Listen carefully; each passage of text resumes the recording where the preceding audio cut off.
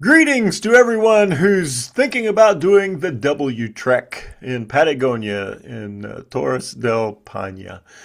Just got back about a month ago. Absolutely fabulous time. Some of the most beautiful scenery on the planet.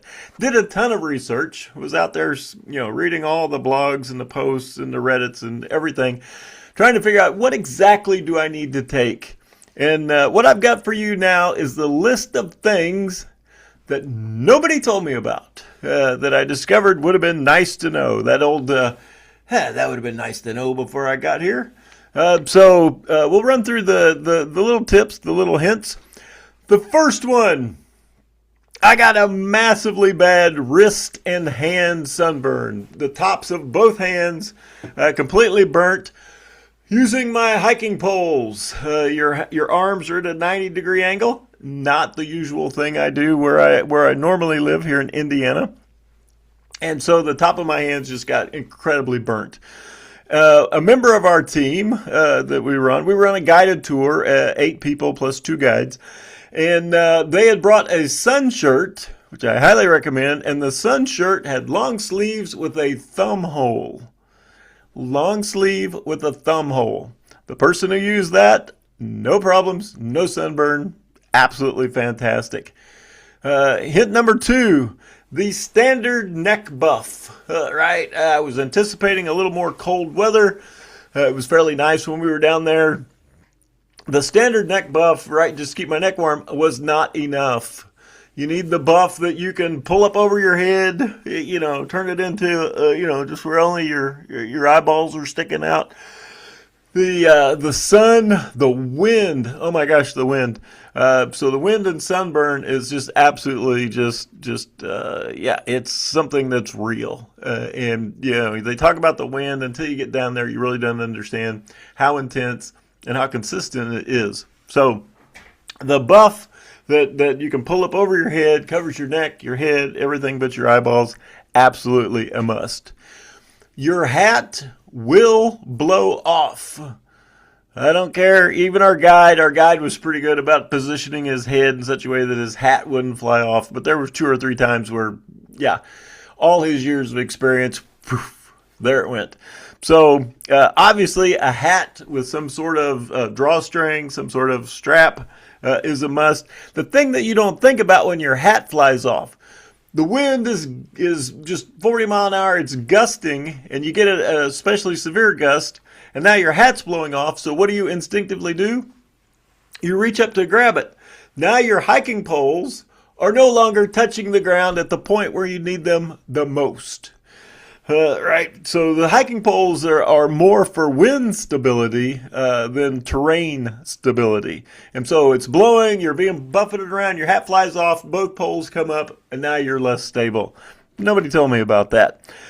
Your body will consume a ton of energy. Electrolytes are a must. I'm an old guy. So going up, some of the places weren't too bad, but coming back down, the front of my legs, the quads started to cramp. I firmly believe that the electrolyte tablets, put in a bottle of water, shaken up drink, I think that was an absolute must. I think that's one of the things that got me through the week. Hint number 3, when you're in the middle of the W Trek, you'll go into the French Valley. There's a wonderful place where everybody stops, the French overlook site. It's crowded, it's beautiful, but walk another 20 minutes. So you don't have to go all the way to the British site, the British overlook site. But if you'll just walk another 20 minutes past the French overlook site, beautiful views, wonderful place to take pictures, stop, have lunch, that type of thing before you turn around and head back. Absolutely amazing. The next thing, I do not remember reading this on anybody's list, and oh Lord, I wish I had this. Aloe. You will get, even applying sunscreen, it's not going to be enough. You will get windburned and you will get sunburned. Aloe would have been great. The Refugios, we didn't find any there. So just one of those things where you go, man, if only I'd had that. it would have been a lifesaver. Would have definitely made the skin feel much better in the course of the trip. The windbreaker. The windbreaker was on a lot of lists. An absolute must. So a rain jacket, windbreaker, one that truly repels water. This was a key piece of, like the layering and stuff like that.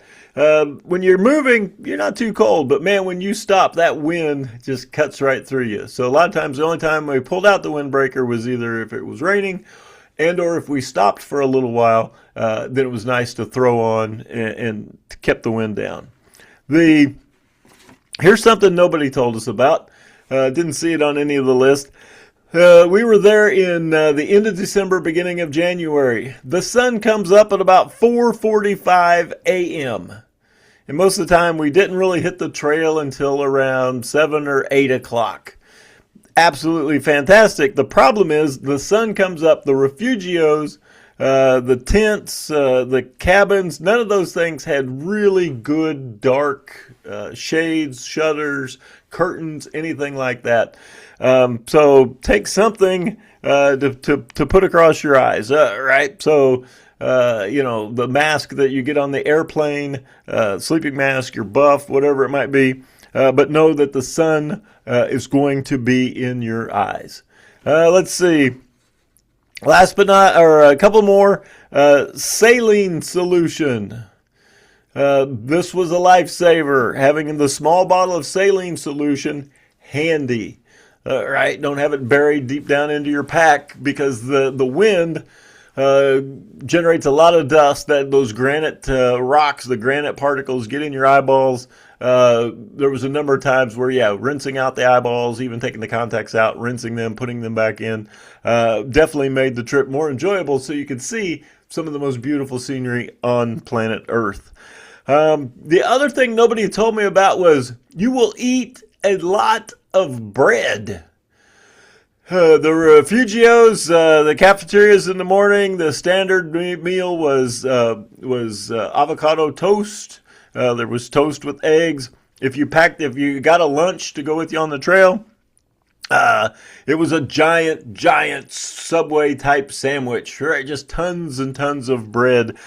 The bread wasn't, it was good. It didn't seem to be like a U.S. bread that killed you. But I ate more bread in 5 days than I've eaten in the last maybe 10 years. So be ready for that. And the last thing, if you stuck around this long, this is the bonus. Bring allergy medicine. I thought the scenery was going to be a lot like it is behind me here. And so it was like that, but there were so many places in the end of December and January. It's summer down there, and it was green. Tons of flowers, tons of pollen. I don't have an issue. My daughter just happened to bring a nice bottle of an antihistamine. And lo and behold, multiple people in our group, eyes watering, stuffy noses, just feeling terrible. And my daughter was able to supply everybody with some allergy and cold medicine that helped them, stay on the trail and enjoy the scenery. So that's it. Those are the things I learned in the W Trek. Reach out. I'll put my email address in the show notes. But yeah, absolutely. You question yourself on that ride down there. It was a long flight between Atlanta and Santiago.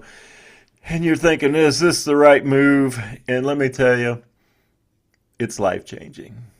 Beautiful scenery, wonderful people, great food, and just an epic adventure. So enjoy your trek.